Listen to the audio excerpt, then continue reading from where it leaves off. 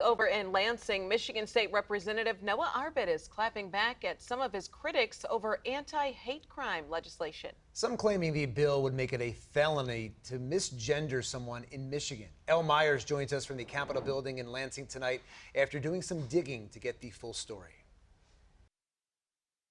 State Representative Noah Arbit's anti-hate crime legislation passed the House in bipartisan fashion last month.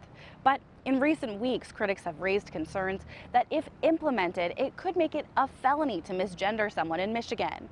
Their claims Arbit calls far-right fiction, considering the bill doesn't even contain the word misgender.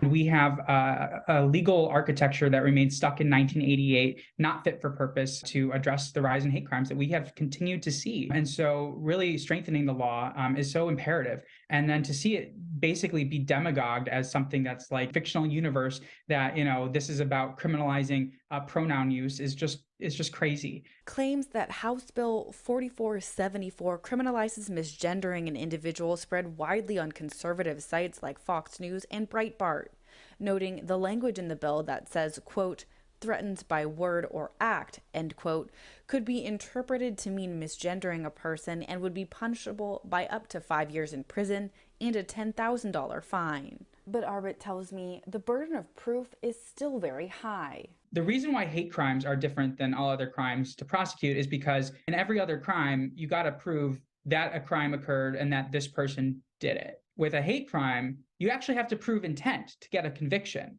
In other words, the burden of proof is much higher when it comes to hate crimes cases, and that remains true in Arbit's legislation. But Professor Emeritus William Wagner of Cooley Law School says his concern is that the bill is too vague. I get it.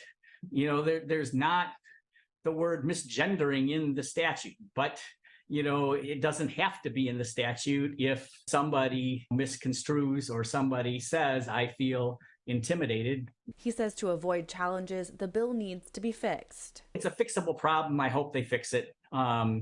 Because one way or the other, it'll go up to the court. And just like the Colorado statute that was struck down last week, this one will probably be struck down, as well. Now, this bill still needs to pass the Senate before it can reach the governor's desk for her signature. And Arbit tells me he's confident, despite the misinformation, it'll pass. For now, reporting in Lansing, I'm Elle Myers, CBS News, Detroit.